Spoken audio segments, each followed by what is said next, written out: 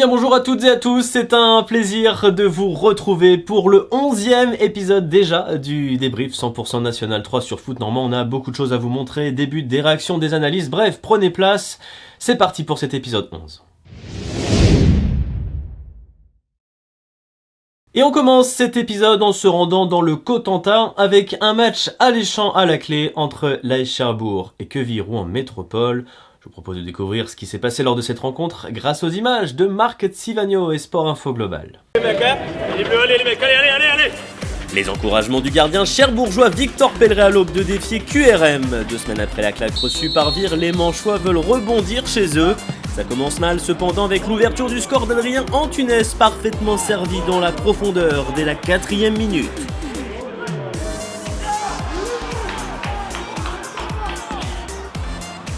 Cherbourg a toutefois le mérite de réagir immédiatement aux 8e minute. Aronatoun profite de la passivité défensive des visiteurs pour se porter vers l'avant.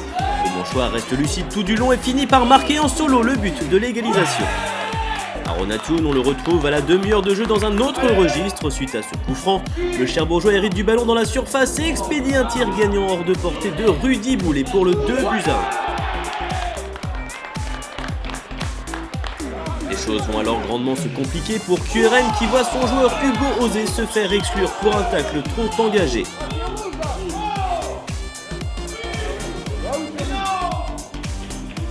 Il faudra cependant attendre la 78e minute pour voir les locaux s'offrir le but du break. Thune, encore lui, provoque un penalty pour les siens. Jean-Charles Kerjean ne tremble pas pour le transformer. La victoire est en vue, mais QRM va alors relancer le suspense. 1 minute plus tard, Dylan Gebeli, d'un superbe numéro de soliste, marque le but du 3-2. 3-2, ce sera toutefois le score final en faveur de Manchois qui respire. Belle victoire donc pour l'AS Cherbourg. Queville-Rouen Métropole continue en revanche à légèrement patiner à l'extérieur. Voici sans plus attendre les différentes réactions récoltées à l'issue de cette rencontre.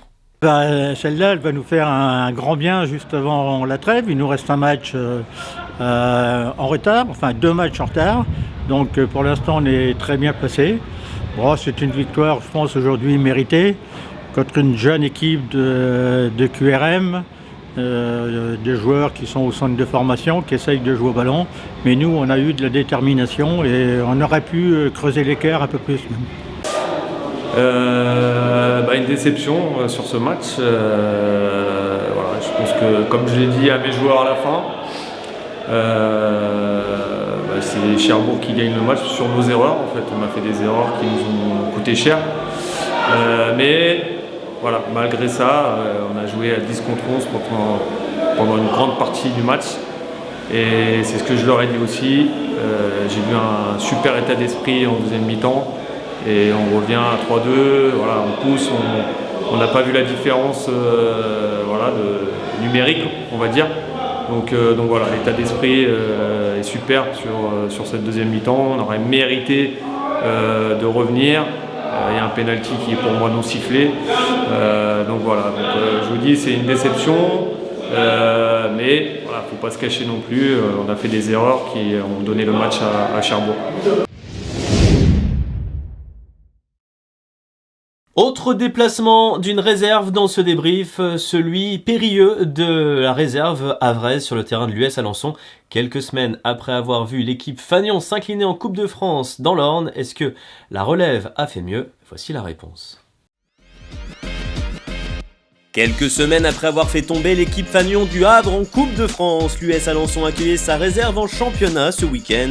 Les 2 équipes se sont séparées sur le score de 2 buts partout, avec notamment cette réalisation sur corner de Karim El Hamdaoui. Le brouillard orné était hélas trop épais pour que nous puissions vous montrer l'intégralité des buts de la rencontre. Match nul donc entre les joueurs de l'Orne et la réserve du Havre. Voici pour vous les réactions récoltées à l'issue de cette rencontre. Écoute, automatiquement qu'on est déçu parce qu'en fait on est tombé sur une bonne équipe du Havre rythmée avec un potentiel de joueurs assez intéressant. Je pense qu'on a fait jeu égal. Sur les occasions de but d'ensemble du match, je pense qu'on en a plus que l'adversaire. Mais l'adversaire nous a fait quand même beaucoup reculer avec ses percussions et avec son jeu. On arrivait à trouver l'ouverture à un quart d'heure, 20 minutes de la fin. C'était l'idéal pour nous. Et puis après, il y a eu ce fait de jeu qui nous a fait mal parce que On a arrêté de jouer à cause du brouillard. Voilà, c'est un choix difficile à accepter, mais bon, qu'on a respecté. On a dû attendre 20 minutes, un quart d'heure, je sais pas. Donc on est rentré, on était un peu froid. Et puis en fin de match, voilà, dans le temps additionnel, on s'est remonté de 2 sur, je pense, un mauvais choix de l'équipe d'Alençon dans son positionnement tactique.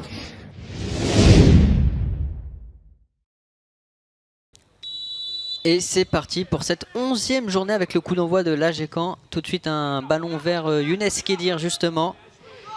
Et voilà cette passe, entre les lignes, là on trouve des joueurs, on peut avancer. Et là on trouve des 2 contre 1, on va pouvoir essayer de déséquilibrer. Avec Malcolm Perriand, Zorab Sopromadze, Max Rouanel, le centre. Oh c'est bien joué, ça passe. Second poteau pour la tête de Younes Kedir qui va au-dessus. Et penalty. Ouais, ce que j'allais dire, Là, il est en retard. Et oui, là, il est en retard. Malcolm Perriand qui va pouvoir s'élancer. Malcolm Perriand et s'est transformé. 1-0, l'ouverture du score de l'AGCAN. Voilà qui est fait. 7e but en National 3 cette saison pour Malcolm Perriand. Il faudrait concrétiser ce bon début de deuxième mi-temps en essayant de tuer tout de suite le match ou la motivation, même si on sait que c'est le 3e but le plus important. Maxence Escois qui tire bien, la tête et l'égalisation, la voilà. La voilà, l'égalisation sur ce coup franc, très bien tiré. Ah ouais, vraiment excellemment tiré. Ils ont vu quelque chose que l'assistant et nous-mêmes n'avons pas vu.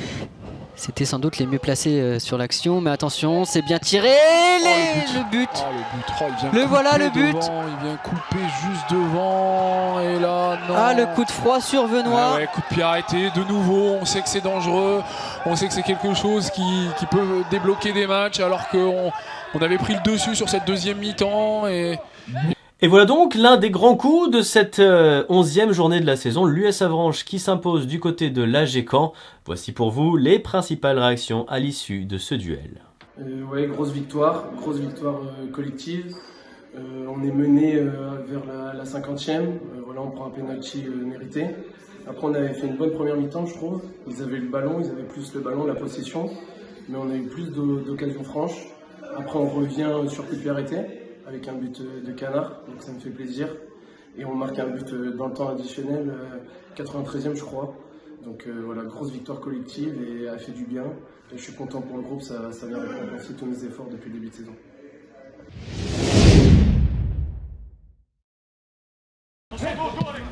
Le choc du week-end à présent entre Wassel et le leader Vire. Les Océliens mettent d'entrée les Beaucains en difficulté sur cette attaque fulgurante, bien servie par Steve Mendy.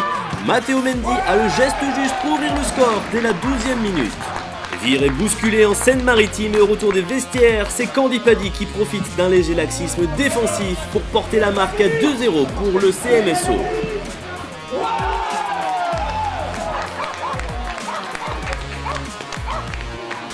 Dans un soir sans, les leaders du championnat encaissent même un 3e et dernier but à la 78e minute. À la vue sur corner, Matteo Mendy signe un doublé et entérine le premier revers de la saison pour les Calvadosiens.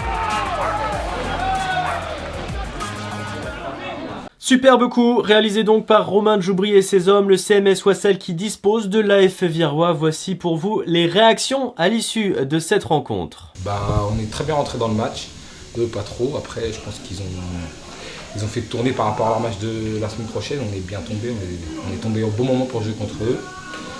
Et ça nous a souri, on a été efficace, on a été solide défensivement et puis ça a marché quoi. Ouais, belle défaite, 3-0.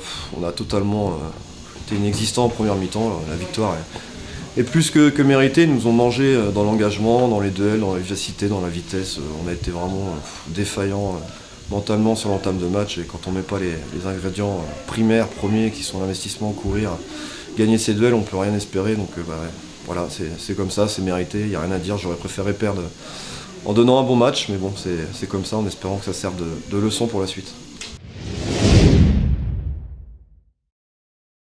Un duel de promus dans cette 6e partie de ce débrief, le SM Gonfreville qui recevait Montgaillard ce week-end. Les joueurs de Gonfreville partaient favoris, que s'est-il passé? Voici la réponse en images. L'information du week-end, c'est aussi le premier succès de l'histoire en N3 pour le premier Montgaillard qui a profité de cette belle frappe de Mamadou Ndiaye pour ouvrir le score à Gonfreville. De cette reprise de Salman Abdoul pour doubler la mise, score final 2-0 pour la Lanterne Rouge.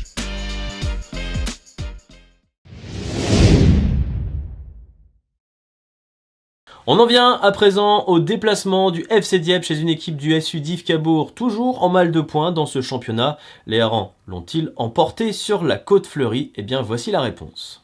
L'histoire du duel d'importance entre Div Cabourg et le FC Dieppe commence par un penalty. À la 20e minute, malgré la pression, le capitaine d'Ivé, Clément Lequec, montre la voie en ouvrant le score. Le SU Div Cabourg affiche un bien meilleur visage face aux Harans et s'en vient doubler la mise à la 37e minute, parfaitement servi plein axe. C'est nul autre que Clément Lequec qui s'offre un joli doublé et enfonce Dieppe.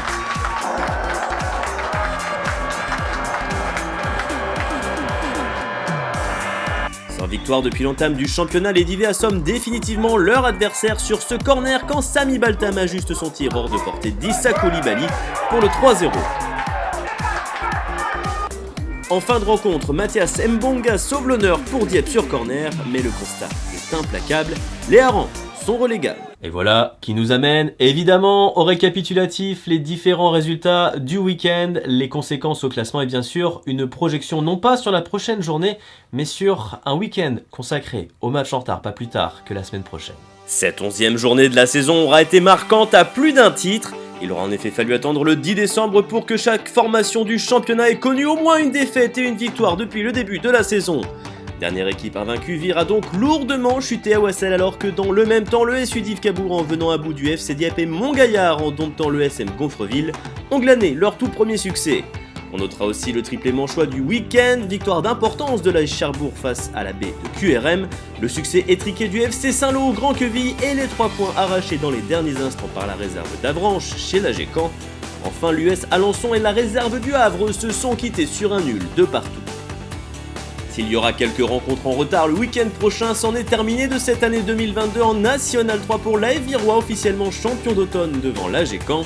Derrière, grâce à sa belle victoire sur Vire, le CMS Wassel fait un impressionnant bond au classement jusqu'au podium en dépassant tout à la fois pas moins de 6 équipes. De petits points séparent Cherbourg 7ème de ce podium.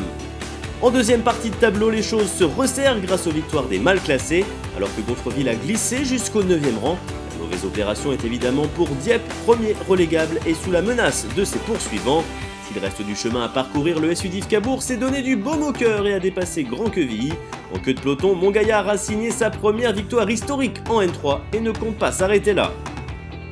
Le National 3 normand se refermera donc pour cette année civile pas plus tard que le week-end prochain avec 3 affiches au programme.